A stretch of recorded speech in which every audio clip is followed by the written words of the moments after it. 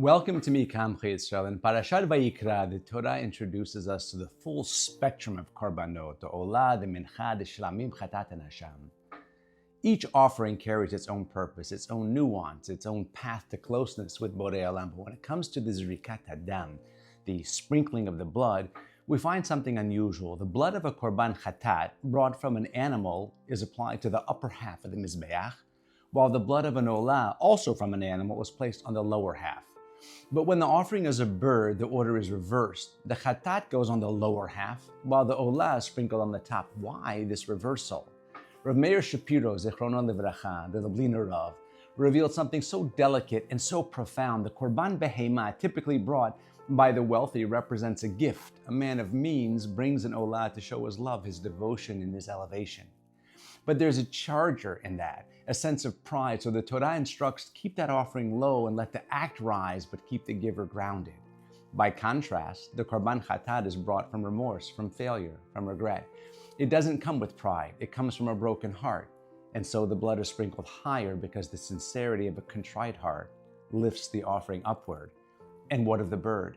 A poor man with barely anything to his name brings a bird for an olah. He has no applause, no spotlight, just simple faith. And the Torah responds, raise it, lift it, that too reaches the heights. But a chatat brought as a bird, that was mandatory, it wasn't a choice. And so it remains below, not as a judgment, but as a quiet truth. The Torah is teaching us something eternal. The most elevated offering is the most sincere one. The one brought not with abundance, but with authenticity, not from pride, but from humility. And sometimes a moment in real life reveals that truth with heartbreaking clarity. Eli, a dedicated member of the Chevra Kadisha, entrusted with the holiest and most delicate responsibility, was received a call on Thursday. A woman had just delivered a stillborn child, and the family was desperate to bring the baby to kivura, a proper halachic burial. But the system doesn't bend easily, even for grief. Hospitals are slow, and the paperwork, it takes time. The grandfather of the child called again and again, morning, afternoon, and night, and each time Eli responded with care, but also with frustration. I'm trying. I'm doing everything that I can. By Friday morning, nothing had moved.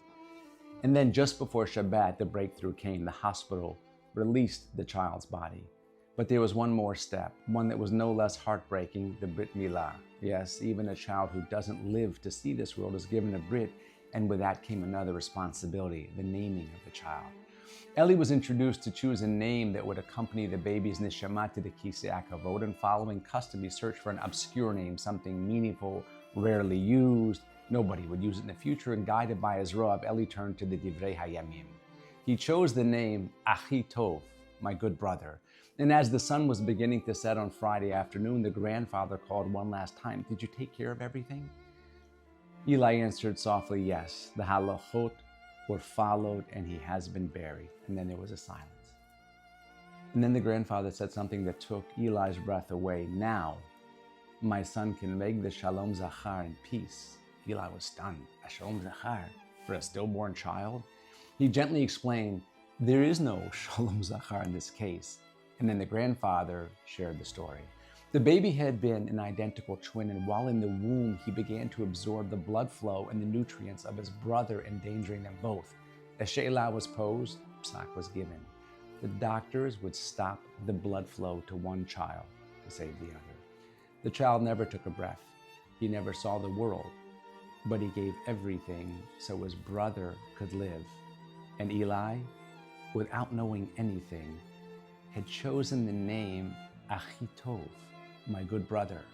No voice, no protest, no vengeance, just silent sacrifice.